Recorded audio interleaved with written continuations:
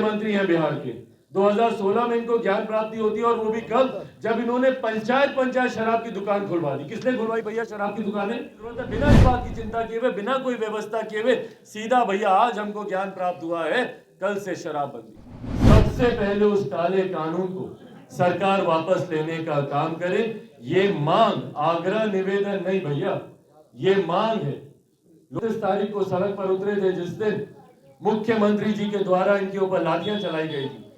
उन तमाम मांगों का हम लोग समर्थन करते हैं, जिसमें इन्होंने स्पष्ट तौर से इस बात को कहा है कि भैया पासी जाति का ये जनजात पेशा रहा है, और इस बात को कोई झुठला नहीं सकता।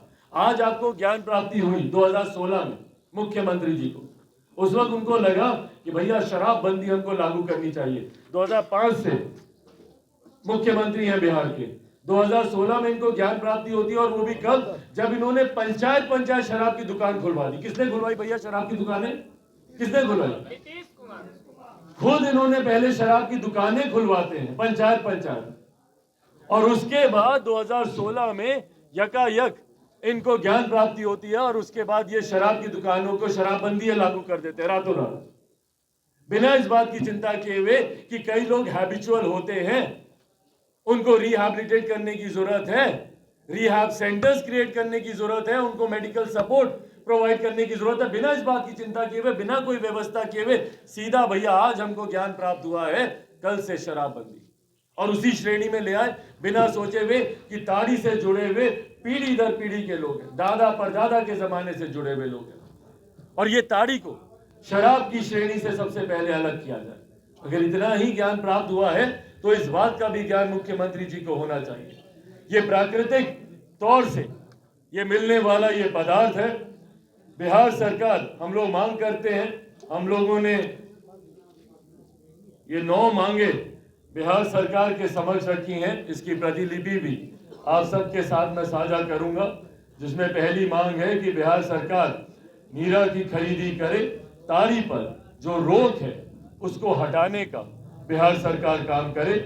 पुलिस प्रशासन और मद निषेध जो प्रताड़ित करते हैं, उसको प्रताड़ित, इन लोगों को जो वो प्रताड़ित करने का काम करते हैं, झूठे मुकदमों में फंसाने का काम करते हैं, इस कानून का मिसयूज कर उन लोगों के साथ मारपीट करने का काम करते हैं, उसको ये लोग बंद करें। ताड़ के पेड़ से गिरकर जिनकी भी मृत्यु हुई है, जिनकी भी जाने गई है, भाई खाने कमाने वाला वो व्यक्ति, बच्चे नहीं चढ़ते, परिवार का जो खाने कमाने वाला व्यक्ति होता है वही चढ़ता है। गिरकर अगर उनकी मृत्यु हुई है तो कम से कम उसको तो उचित मुआवजा दें। भाई आप ही के ही बिहार के लोग हैं। 2016 से लेकर अब तक जितने भी नीरा टेम्पर में जिनको जेल में भेजा गया है, उन सबको छोड़ने का ये सरकार काम करे। ताड़ी में जिन्हें पकड़ा गया है उन सबको छोड़ने का ये सरकार काम करे। बिना जांच के ही पुलिस ताड़ी में मिलावट की बात कर केस जेल भेजने का जिनको काम किया है, उनकी प्रॉपर जांच हो, और जो जांच में दोषी नहीं पाए जाते हैं उनको रिहा करने का काम करें। मिलावटी ताड़ी में जिन्हें जेल भेजा गया है उनकी जांच करें। नीरा योजना को सरकार अपने स्तर से इसकी जांच कराने का काम करे। 7वीं मांग है ताड़ी बेचने वाले को मुख्यमंत्री उद्यमी योजना के तहत, जिस बात का मैं जिक्र कर रहा था, उद्यमी योजना के तहत इन लोगों को 10 लाख रुपए का, इन लोगों को उद्यमी योजना के तहत इन लोगों को प्रोत्साहित करने के लिए, ताकि इसको एक प्रॉपर व्यवसाय के तौर पर ये लोग विकसित कर सके, उसके लिए इनको सरकार अपनी तरफ से सपोर्ट करे। 10 लाख रुपए इनको उस उद्यमी योजना के तहत देने का सरकार काम करे। इसको, ताड़ को, खजूर के कारोबार को कृषि का दर्जा दिया जाए। जब तक आप इसको रिकॉग्नाइज नहीं करेंगे तब तक ये समस्या इसी तरीके से आते जाते ये समस्या बनी रहेगी। इसको एक रिकॉग्नाइज दर्जा मिलना जरूरी है। कृषि के दर्जे के तौर पर इस व्यवसाय को रिकॉग्नाइज किया जाए, इसको कृषि का दर्जा दिया जाए, ये हम लोग मांग करते हैं।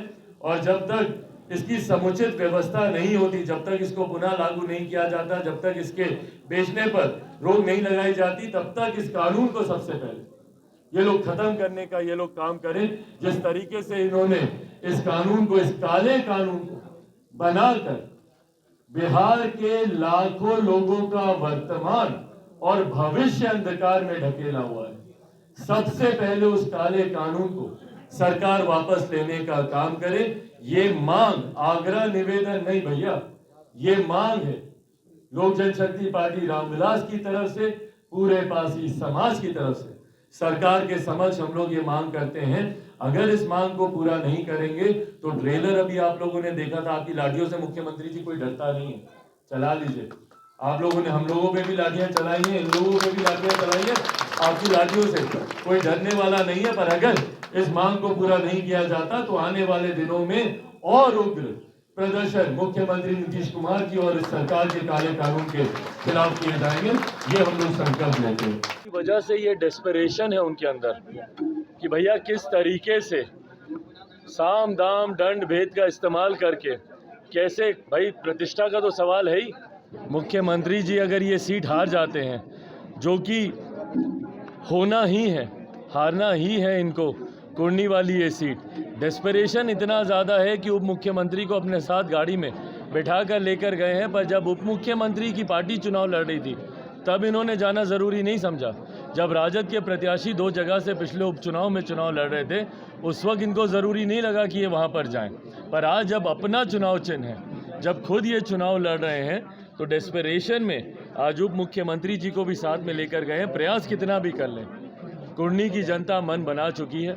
हमारे पार्टी के तमाम वरिष्ठ नेता पिछले 2-3 दिन से वहीं पर हैं। जो जानकारी सामने आ रही है, इस बात में कहीं कोई शंका नहीं है कि एनडीए की प्रत्याशी वहाँ पे जीत रहे हैं। और अभी परसों 3 तारीख को मेरा भी कार्यक्रम है वहाँ पे। 3 को हम भी, 3 कल ही है ना, हाँ कल 3 तारीख को हम भी वहाँ पे जाएंगे कुर्नी में, वहाँ पे हमारी भी सभा है।